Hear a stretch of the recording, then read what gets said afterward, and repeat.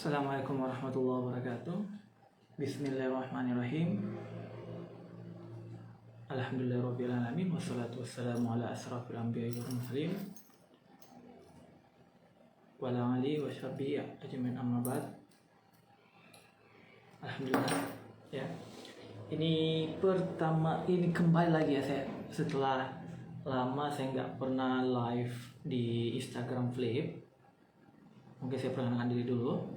Saya Akbar Mapiara, owner ataupun director of Flip English School ya. Yang berapa kali untuk biasa yang ngurus live Instagram itu Miss Disti. Saat ini lagi istirahat, lagi rehat dulu. Dan ini juga hanya tiba-tiba aja sebenarnya. Saya live hanya ingin sharing tentang pengalaman saya, baik itu pada saat belajar bahasa Inggris ataupun saat proses seleksi LPDP. Baik, alhamdulillah untuk LPDP gelombang pertama di tahun 2021 itu udah sementara berlangsung. Saatnya masuk ke tahap interview. Masya Allah, karena proses seleksinya lumayan ketat ya. Karena saya lihat beberapa teman saya, beberapa kenalan saya di circle pertemanan saya itu ada yang lulus, namun ada juga yang tidak lulus dari proses tersebut, dan lumayan berat juga untuk proses TPA-nya.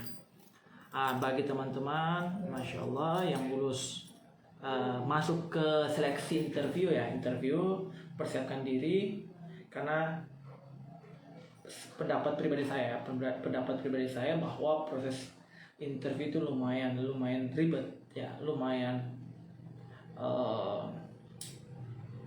butuh persiapan yang matang, karena disitulah akan diungkapkan secara besar apa alasan teman-teman mendaftar beasiswa LPDP, terutama untuk alasan teman-teman dalam memilih kampus yang di apply ya, alasan teman-teman kenapa mesti memperoleh beasiswa, dan itu akan berhubungan dengan isi yang teman-teman tulis. Jadi salah satu nilai atau value yang LPDP inginkan pada saat interview adalah integritas. Ya, integritasnya itu bisa dapat dilihat salah satunya lah ketika essay apa yang kamu tulis dalam essay tersebut sama dengan apa yang kalian paparkan pada saat interview. Saya tekankan bahwa pada saat proses interview teman-teman harus jujur sama sekali ya, jujur. Pesan saya teman-teman, jujur. Jangan menambah-nambahkan hal yang kalian tidak lakukan. Misalkan kalian bilang adalah seorang ketua BEM di kampusnya, padahal tidak. Itu akan nampak. Atau teman-teman bilang teman-teman punya pengalaman ngajar atau pengalaman bekerja di tempat ini berapa tahun, dan ternyata itu tidak. Itu akan di-explore, akan digali oleh interview pada saat sesi interview. Itu saran saya adalah jawab apa adanya, jawab sejujurnya ya, tapi jangan bodoh. Maksudnya bodoh adalah, jadi kami istilah biasa itu, jawab jujur harus wajib, tapi jangan bodoh. Ketika apa yang tidak ditanyakan kalian ungkapkan. Contohnya ketika memaparkan kenapa harus kuliah di luar negeri, ternyata terselip juga teman-teman paparkan bahwa teman-teman mungkin punya kendala, misalkan susah lepas dari orang tua karena nggak pernah merantau, atau sering sakit-sakitan. Padahal itu nggak ditanyakan. Mending teman-teman menjawab apa yang ditanyakan, tapi jangan bodoh. Jawab jujur, tapi jangan berbodohnya. Apa yang tidak ditanyakan, jangan jawab. Karena biasa orang pada saat interview terlalu berlebihan memaparkan.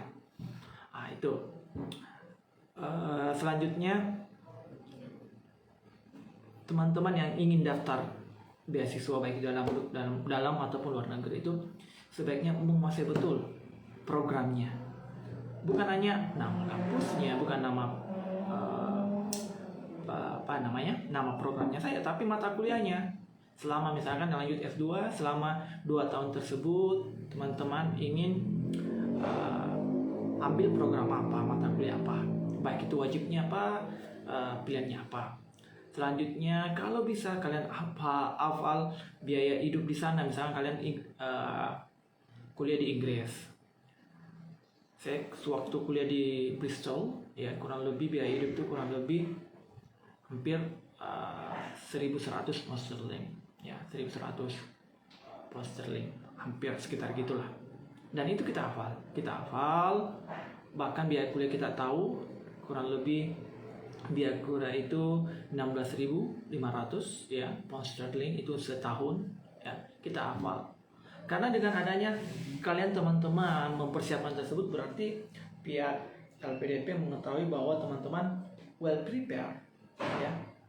Masa teman-teman mau kuliah luar negeri, kalian teman-teman mau lanjut diberi beasiswa, tapi teman-teman tidak mempersiapkan, gitu.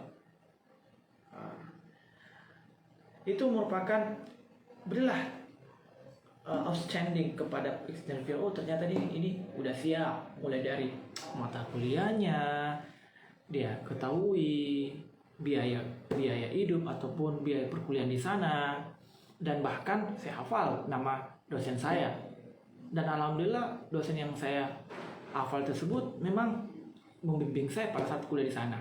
Itu terutama tadi menguasai betul teman-teman itu mau lanjut di mana. Bukan hanya daftar di kampus ini tapi nggak tahu, mulai peringkatnya nggak tahu juga, mulai keunggulannya nggak tahu juga, ya. Akan lucu banget. Saya sering bertanya, kamu ya berapa siswa di Flip English School ini? Saya tanya biasa, nggak secara formal, hanya mungkin ketika kita makan, ketika ketemu, kita nanya,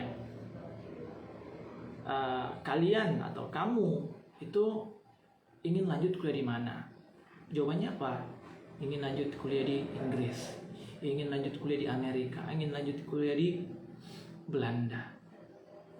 Kampusnya apa? Ini lagi masih mencari. Kurang tepat sebenarnya teman-teman. Bukan yang pertama, bukan negaranya yang ditujukan. Bukan negaranya, yang pertama adalah jurusannya. Apa target kamu? Misalkan, jadi berhubungan dengan apa yang sebelumnya dan apa karir kita, ya. Ulfa Idrus, selamat pagi, Miss. Bukan pagi ya, Miss Ulfa ya. Siang atau malam ya di sana, Miss Ulfa. Miss Ulfa lagi kuliah di Georgia University. Miss Ulfa lagi lo nggak? Kita coba partner. Lagi lo nggak? Kita cerita dulu pengalaman di sana. Bagaimana COVID-nya di sana? Aman terkendali, Miss Ulfa? Oh ya, subuh ya, jam 12:30. Ini dalam keadaan tidak, maksudnya baru bangun tidur. Subuh sir. Oh subuh jam 12:30 ya? Masya Allah, subuh sir. Ya nantilah kalau Miss Ulfa luang kita bincang-bincang ringan aja, Miss Ulfa. Ya itu alhamdulillah sebagian besar sudah vaksin ya, sudah vaksin. Di sini juga sudah vaksin. Saya tahu vaksin apa. Maksudnya di sini sebagian besar udah, bukan sebagian besar, sebagian udah vaksin. Tapi ada yang belum mau vaksin, mungkin karena kejelasan vaksin tersebut banyak yang masih ragu. Itulah masalah. Kita nggak usah masuk ke ranah-ranah politik lah ya. Oke, baik. Tadi kuasai. Ini Miss Ulfa sekarang. Miss Ulfa lagi kuliah di Amerika. Beliau kuliah di sana melalui jalur Fulbright ya, Fulbright scholarship ya. Saya ingat banget bagaimana perjuangannya Miss Ulfa, kurang lebih hampir 2 tahun kalau nggak salah ya, hampir 2 tahun kalau nggak salah ya Miss Ulfa ya, hampir 2 tahun. Bagaimana berjuangnya ya, di situ hampir semua teman-teman saya lihat yang memperoleh beasiswa itu bukan masalah bagaimana kecerdasan, bagaimana dia kompeten dalam bahasa Inggris, tapi bagaimana dia punya mental kuat dalam berjuang ya, mental berjuang itu, mental pantang mundur. Saya ingat banget bagaimana Ulfa ya sering cerita bagaimana dia bukan gagal ya, tidak punya rezekinya bukan di LPDP gagal, di Chevening juga, AS juga, Turki juga sempat Miss Ulfa. Nantilah kalau Miss Ulfa agak long lagi dia akan berdiskusi dengan kita. Itu teman-teman, ini tadi beasiswa. Kesiapan teman-teman akan lucu banget ketika teman-teman ingin interview LPDP tapi teman-teman nggak kuasai kampusnya, nggak tahu peringkat berapa, jurusan apa yang diinginkan, mata kuliahnya juga nggak hafal itu.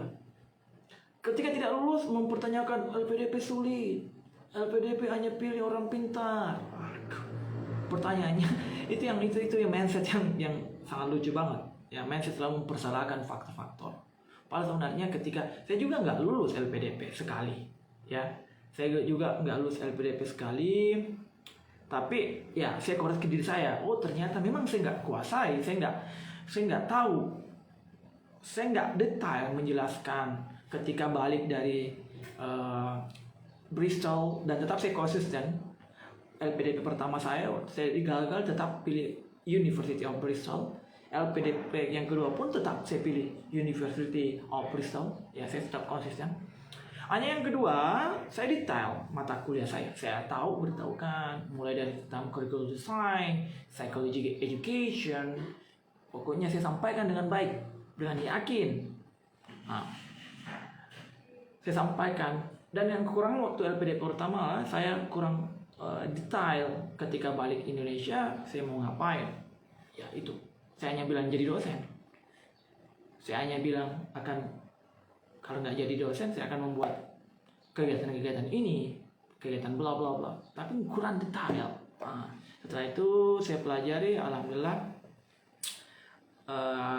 setelah diskusi dengan beberapa teman saya bisa dapat menyimpulkan bahwa oh inilah kekurangan saya. Nah, itu yang menjadi masalah ketika teman-teman gagal, baik itu di beasiswa, LPDP ataupun beasiswa yang lain, itu mempersalahkan faktor-faktor. Ada yang bilang terlalu tinggi passing grade-nya. Ya, saya bisa bilang LPDP juga memilih passing grade, juga melihat passing grade. Bukan terlalu tinggi passing grade, kita yang perlu meningkatkan diri. Gitu. Oke, bagi teman-teman yang ingin bertanya silakan, atau ingin live chit-chat bareng saya langsung, nggak masalah.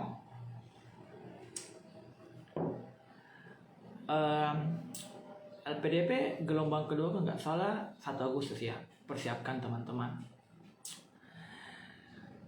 Selalu bertanya, ada nggak cara cepat, ini sih selalu pertanyaan yang ada nggak cara cepat untuk memperoleh skor IELTS dan TOEFL. Saya bilang untuk kita ini bukan cara cepatnya yang kita pikirkan, bagaimana cara memperoleh skor IELTS ataupun TOEFL.